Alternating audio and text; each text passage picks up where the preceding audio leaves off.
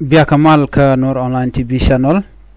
anar malawi kana dial konti lianka roine gwasme te kon kelare dangro te bana kwen leren yam koron togre wish ko lanka jan gwasme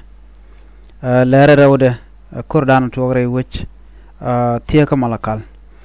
kena kontin bana update ke jan gwasme re shush kam togane ano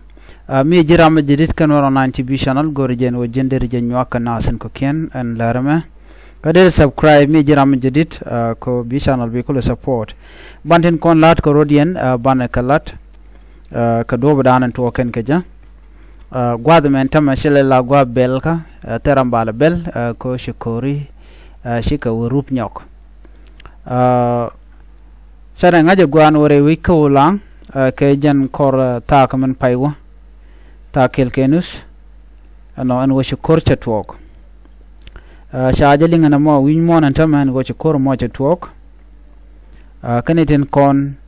tin bokana ke chemically kume dung Uganda ken dung South Sudan shitka mangai kon no ken use ken chemical mishale incendiary jene chemical mi jegalong ala chemical mi cha European la wang ni ngwado mo kelu jen la ja wo ko winat ke la ja dege winat ke baje yak lo bokulo pen bokulo tok bo tokana en kume dung jana me la kirma yadin men use connect daga nuari ala en chemical shal incendiary mo ke cluster bomb mo la ja European krenial che ja European ke bogon na chana bogeje la Euro ne je kanyal be yor bokulo mar lo la tiene nyal boro dang nyal yo ko kore bokulo pen so na me jen tactic dana use kana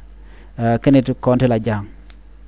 shukor mo chala ro che tong no gwaza dan kamen chidwer men go kene dialo chidwer u ken chicken ko bugo mana gat lo bokana gat ka dong kamen re duaran kasulup ko lang so tel gwara dien me bokene jen gwada mone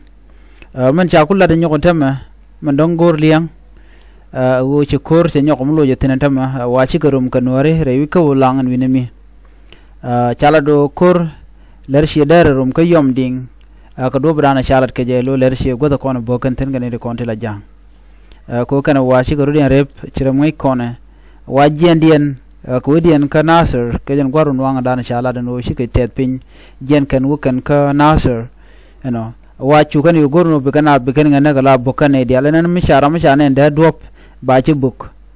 ko kan cikan gorno dong de ka gol pin ci mana ngai kono so jen tactic dana use kan jang ban man chala de jeje bor ci urien moj baka palangan tagbo mi be kan eti be kan gor ka jen wo be kan rum ka ci mi shayu ne nan tamala kor ci rum raina murai kono tana kor so telemele ala ta tana tam chero man jen chala do jen cherum en koromo shishien tur shishien tur ke joj ke chaga lek jok